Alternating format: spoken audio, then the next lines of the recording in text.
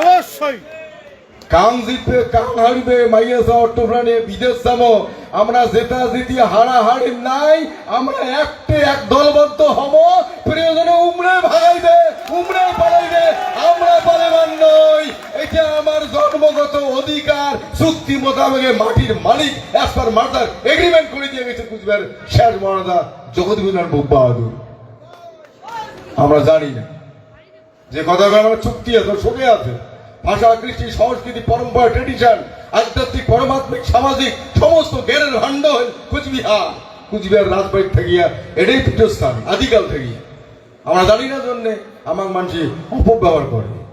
সবচেয়ে গুরুত্বপূর্ণ পয়েন্টের কুচবিহার মার্জার এগ্রিমেন্ট। এই এগ্রিমেন্ট যদি না হয় কুচবিহার যদি সেদিন মার্চ না হয় ভারতবর্ষ অখণ্ডতা পায় না দ্বিখণ্ডিত হবে। এই দ্বিখণ্ডিত ভারতবর্ষে একটি করিবার জন্য সেদিন ভারতবর্ষের কর্ণধার সর্দার বল্লভভাই প্যাটেল স্বরাষ্ট্রমন্ত্রী তৎকালীন প্রধানমন্ত্রী পণ্ডিত জওহরলাল নেহরু বারে বারে কুচবিহার শেষ মহারাজা জগৎবুদ্ধিনাথ বাহাদুর অনুরোধ করছে হে মহারাজ তোমার এই স্বাধীন কুচবিহার রাজ্যটা দেশীয় রাজ্যটা আমার ভারত যদি একটি করে দেন তাহলে আমরা অখণ্ডতা লাভ করি। এত পরিশ্রম এত কষ্ট করিয়া ব্রিটিশও ঘটে দিয়ে স্বাধীন করলেন দেশটা মধ্যে তোমার কারণে থাকার কারণে আমরা দ্বিখণ্ডিত ভারতবর্ষ। এমনি তো ভারত দ্বিখণ্ডিত হয়ে আছে এক ভূখণ্ড ভারতবর্ষ একটা বিশাল ভূখণ্ড ব্রিটিশের ঘর চক্রান্ত করিয়া তোমরা কয়ে যাই তখন তো ভাগ করে দিয়াই যাই একে সুন্দর ভারতবর্ষ আপাতত দৃষ্টিতে দুই ভাগ করে দিই কেমন হিন্দুস্তান আর পাকিস্তান সোজা কথা দুইটা ভাগ ইয়ারের ভিতরে আরো দুইটা ভাগ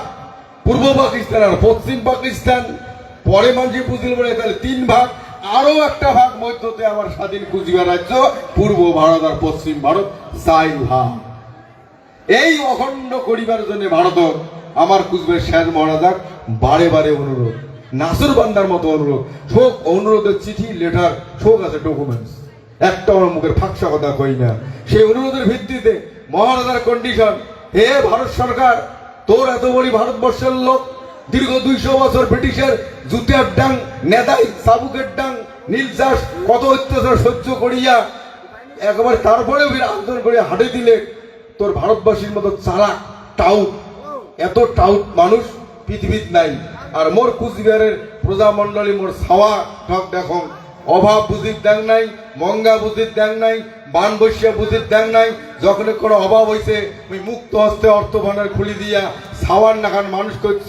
এটার মানুষ ধর্মপ্রাণ কাকো ঠকের জানে না কাং ঠকালে বোধে পায় না কাং মিশা কথা বলে ছতা মনে করে এই সাদা সিধা মানুষগুলা তুই যে একটা করে দিয়ে কোষ একই দিনে তোর চালাক মানুষগুলা আমার কুচবিহার প্রজামণ্ডলী ঠকে খাবে তার কি উপায় হবে? প্রথম শর্ত হয়েছে সেই ভারতবর্ষের কর্ণধারের ঘর যে মহারাজ তোমার এই বৃহত্তর কুচবিহার প্রথম প্রতিশ্রুতি প্রোটেক্টেড এরিয়া হিসেবে থাকবে আমার কোন চালাক মানুষ তোমার কুচবিহার ঢুকিবার গেলে অনুমতি নিয়ে ঢুকে খাবে পাসপোর্ট করে ঢুকে খাবে নাহলে এমনি ঢুকিবার পাবার নয় জানি না। তারপরে এই ভারতবর্ষটা বিশাল বড় গণতান্ত্রিক দেশ